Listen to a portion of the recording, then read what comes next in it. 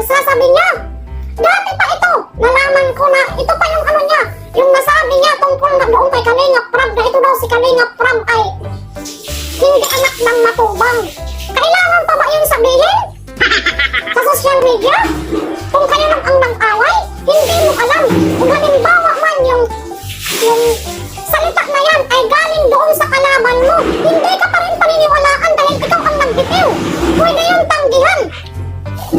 Pwede yung tanggihan sa nagsabi sa'yo. Hindi naman itong mga Yan ba? ano to. Wala ka lang katapusan sa paninira. Pati mga, kasama mo na mga anong akala mo sa mga kalingap bobo na hindi nakakaintindi sa mga pinagsasabi mo? Damay-damay mo pa, BIR na lang ang bahala, BIR na lang. Diba? Magsasabi ka pa, yung intro mo pa yan, akala mo yung intro mo dyan ay hindi yan patama mo sa Bal Santos Matubang? Patama mo yan! Sa kanya! Mapapayaman to si Kay! Dati rin sinabi rin niya, bago daw pumunta siya ng Kalingap, ang subscriber daw niya ay 18K na. Sabihin natin 18K na. At bakit ka pumasok sa Kalingap na maliit na naman pala ang community mo? Bakit? Sa 18K mo, wala kang views. Kaya, naki-join ka sa Matubang. Tapos, iba ang kaaway mo at bakit mo sinabi ang Matubang dapat hindi ganun. Once na umalis kayo sa Matubang, huwag natin sila siraan. Ha? Example na inyo ng mga kananay dahil ako ay okay naman na kami, wala nang problema. Nagkasagutan kami ni Sangkay. Nagkasagutan kami. Narinig niyo ba? Na dinamay ko ang Matubang? Diba? Wala nang content ako.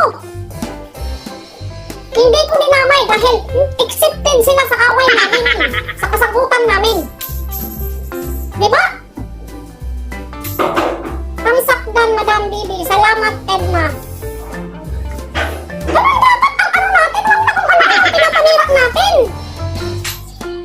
Lighthouse. Sino ang malakas kumamon sa Lighthouse? Si Gigi Bara. Tapos ganun na lang, ano? Wala ka lang katapusan sa nangawa. Ano ba nangyayari sa'yo? Pag sinasagot ka, magla-live ka agad. Tapos kung ano-ano pa ang mga pinagsasabi mo dyan sa babae. Nakis, hinagot, iba ka naman insecure ka lang at hindi ka pinansin sa may pera na tao. At kahit pa yung puno mo, kung mapera naman, aanhin mo ang maganda. Kung kakain ka lang naman din ng lupa.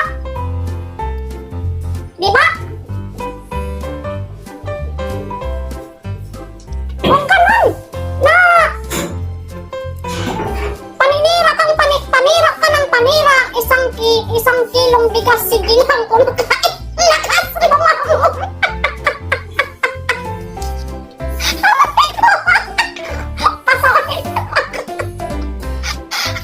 Mabaho daw gumanga niya. Ngusok kita naman sa katawan. Wala ka lang Wala ka lang. Dati pa ito. Sa totoo lang ito. Ako kasi nanonood lang ako sa kanila eh. Dati. Dalawa sila ni Nathan Cute. Aba, kung magsalita silang dalawa, ano pa sila ha? Magkaibigan pa sila. Magsalita sila na dalawa, napakayabang. Pati si Nathan, nayayabangan ako dati, pero mabuti na lang si Nathan at nagpunta ng gait, nagpakumbaba. Diba? Sa totoo lang, pati si Nathan noon, nayayabangan ako, ito si Dibang. Dalawa sila. Magka-tanding. Ha? Yun pala, ang masawon pala dito na sobrang yabang. Ito pala si Makapal-Ngusok. Diyos ko po. Ano nangyari sa'yo, Makapal-Ngusok? Ba't ganun ang mo? Wala ka na lang sa dadaldal. Grabe! Hindi siya muna. Wala. Pag nakaano siya. Nang tatagay.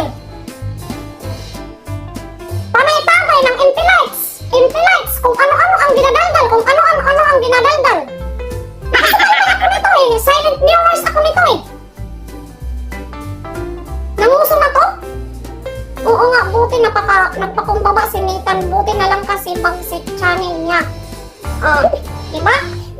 Bagsak. Ano ba yun? Bagsak na yun, bagsak. Sorry ha. Nancy! Oo nga, buti napakambaba si Nathan.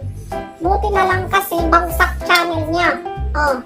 In short, walang utang na loob.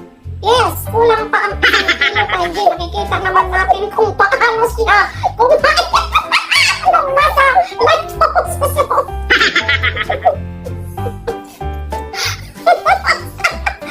Alam ko pa, Diyos ko po. Kawawa maging asawa ni Uso dahil ang bungangang babae. Oo nga, sa una lang, pakitang mabait. Sa totoo lang, kawawa ko.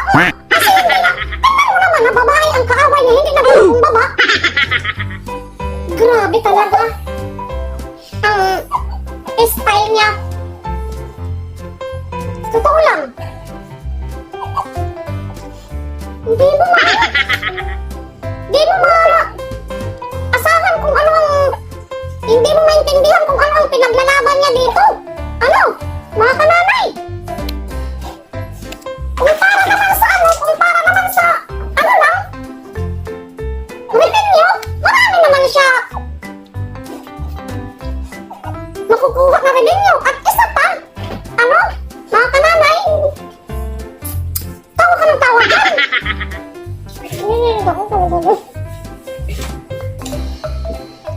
Ayan.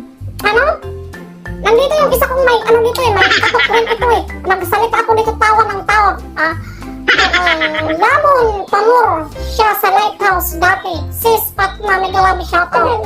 Wala siyang pinaglalaban. Alam mo sa totoo lang, kung hindi niya kalaban talaga ang kalingap, nandoon siya kay Oxygen. Alam mo na kung sino yung Oxygen na yan. Na malapit na yan. Ay, hindi lang malapit. Siguro kung mayroon na yan talaga. Bigyan mo ako na rin ano yan. Ano yan? Yan ang kurente yun. Yan. Malapit ang Oxygen yan. Kasi, kita naman natin. Pag nagsasalita, di ba?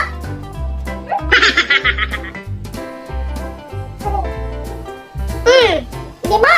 Hello, Sisi kong maganda. Miguel, shoutout sa iyo. Pati sa mga viewers natin, kaibigan. Yes. Ayan, Ma'am Jimmy. Ano? Shoutout nga pala dyan, sa Kalingap Banat Bangsik sponsor. Miguel, shoutout sa inyong lahat. Hindi muna kayo isa-isa. Basta ito. Isa-shoutout ko kayo.